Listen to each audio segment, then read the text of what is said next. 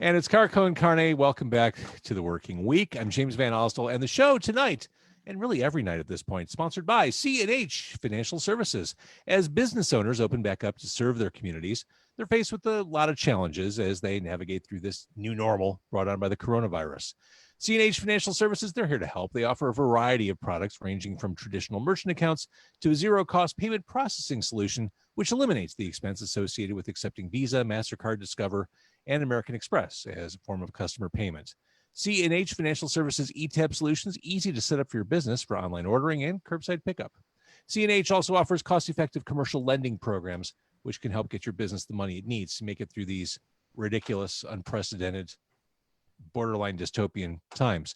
To learn more, contact C&H Financial Services at 855-600-2437 or go to www.chfs.us.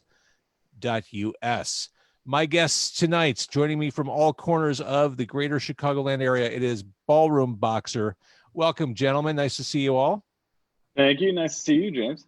And in our COVID world, you're all in your separate locations, socially distanced, which I know sucks, especially as you've got an EP coming out a week from Wednesday. I know you're probably itching to blow it up and do something massive, but here we are. Absolutely. So the EP is called Joyride. You just finished recording this. Did you finish right before everything went to hell in a handbasket? Yeah, it was really weird. It was actually kind of during. So we wrote it prior, but we were still editing and then went into the studio, and we were there in late February. So we felt the kind of pressure come in. And when we emerged out of the studio, we were like, oh, COVID, we will never see each other again. We had a good run. That was great. Did our best. It was great. Yep. Can't wait to get this out if music's still a thing. And it is. And people can support you. They can listen to you. They can stream you. The EP is called Joyride. I've heard it. It sounds amazing. I played the title track on Demo 312 on my radio show last night. I also like Lost in America. I'm going to play that this coming Sunday night on my show. Kind of a dreamy sounding song. Tell me about Lost in America. Appreciate it. Yeah, we kind of bounced a little bit all over with this EP, made it as dynamic as possible. I think for Lost in America, one thing that we did a little bit different this time was that we actually kind of mapped out what the sonic brushes would be of a song. So we kind of had the framework down, had an idea or a concept, and then we just kept kind of riffing on it and building on it. And then it became, as you'll hear on your show, it became this very kind of deep textured sound that we just hadn't heard before. So we wanted to try it out.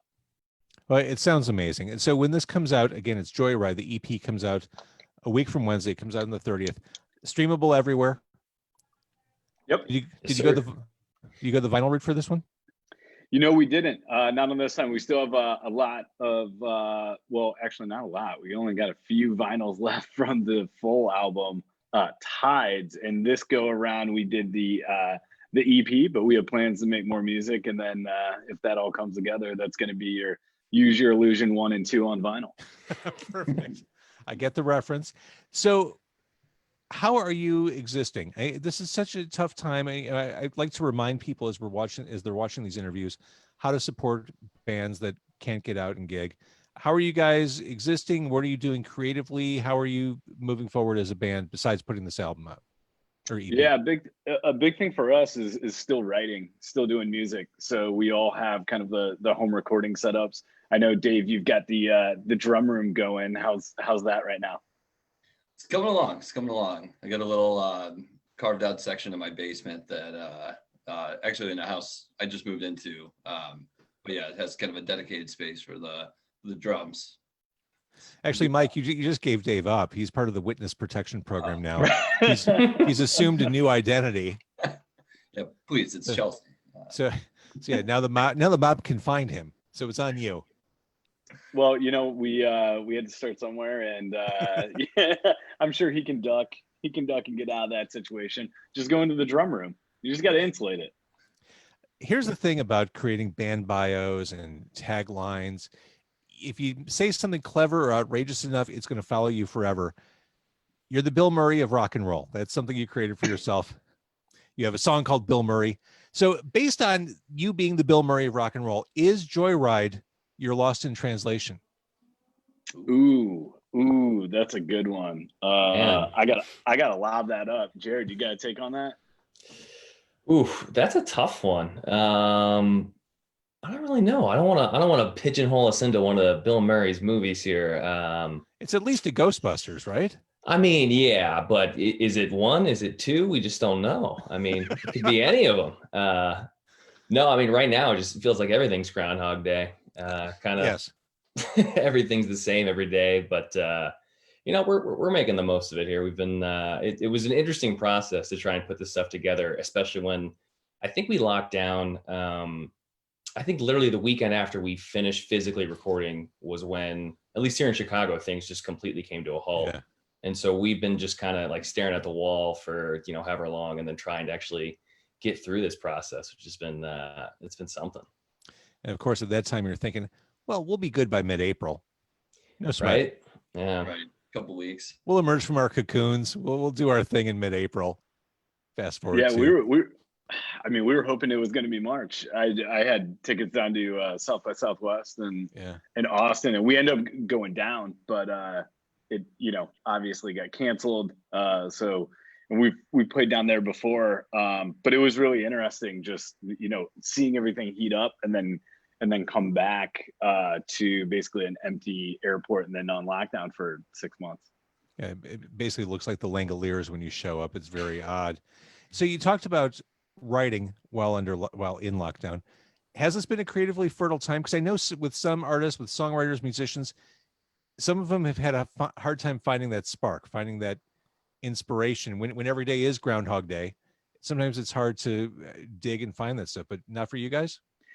I think we just got lucky, right? We got lucky where we were actually going into the studio with quite a bit of creative inspiration. And for us, at least over the last couple of months, we've kind of kept that momentum up of, hey, how do we keep working, keep creating? Because the way that we've talked about it, over the past couple of weeks is really, with COVID, you have this app that's running in the background that you don't realize. So you don't realize that you're under pressure and under kind of this anxiety, even if you're kind of calm and not doing anything. From a creative standpoint, I think now that we've identified it as something, we've put a name to it, we know it's running in the background, we're able to kind of apply that inspiration or that pressure or that anxiety into our kind of creative outlets. That's incredibly well said. And I love that metaphor, the app running in the background. That makes so much sense to me. And one way I heard it described, which has stuck with me for the past couple of months, is we're in this period of collective trauma. Right. When else can we say that we all were experiencing something across the world at the exact same time? Yeah, it's nuts. Let's talk a little bit about video creation, because I swear I feel like this is the time when artists can really go to town and do some interesting stuff on video, because everyone's at home. If they can't play on a stage, maybe they can express themselves creatively. I love the video for County Jail from a few years ago, which, by the way, is an unrecognizable world right now. Right. Yeah. Ferris wheels, the sad, slides, everything. It seems like alien territory. Tell me about videos. Is that something you want to keep blowing up? Is that something you want to blow up as it pertains to Joyride?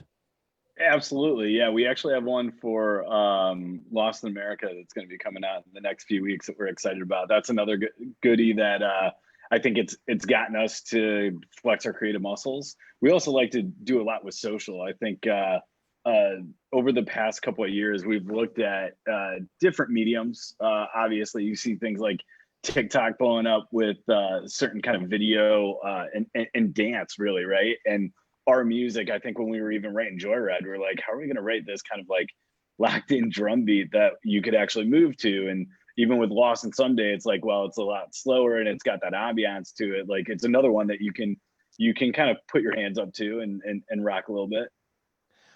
Clarissa on the Facebook Live just mentioned something I truly had no idea. I don't know if you guys planned it this way when we scheduled this. Today's Bill Murray's birthday. 70 years old. Oh, I didn't know realize that, actually. Talk about being a social media, savvy. We should have popped out something in particular for Bill Murray, but that's right. In true Bill Murray fashion, it would be cool if he just popped up in one of the Zoom windows right now. That seems like Right in the You know how he just shows up randomly everywhere? It'd just be fun. Oh, Bill has entered the chat. Here he comes. I heard. Uh-huh. I did hear from a film producer that the only way to book Bill Murray is to call a 1-800 number and leave a message. I don't know if that's true, but I've heard similar stories too. It's very Chuck Norris. Like, you don't contact him, he contacts you. You guys you're a Chicago band. You're Ballroom Boxer. Interestingly, you're not from Chicago. You're all from Ohio, and do you not know each other in Ohio? no, we didn't. Well, Dave and I are brothers, so I've known him for a while. Makes sense. That's true. But yeah, no, Jared, we met in Chicago. Via Craigslist, the safe way to meet friends.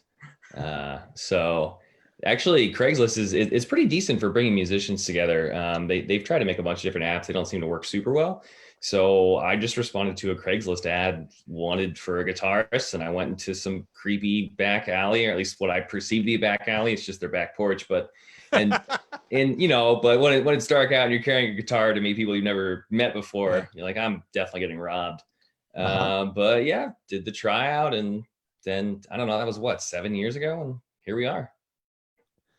And how would you describe your relationship with the Chicago scene? Has this been a supportive environment coming up in the past 7 years? Yeah, definitely. I think, yeah, I mean, from kind of our first couple of shows till now, we still know the same people. The people that have booked us have kind of propelled us along as we've grown as musicians and as a band. So yeah, I love it. Love the Chicago scene for sure. As we're doing this, it was a couple days ago that the metal band Varaha did that really powerful video showing did you guys see this?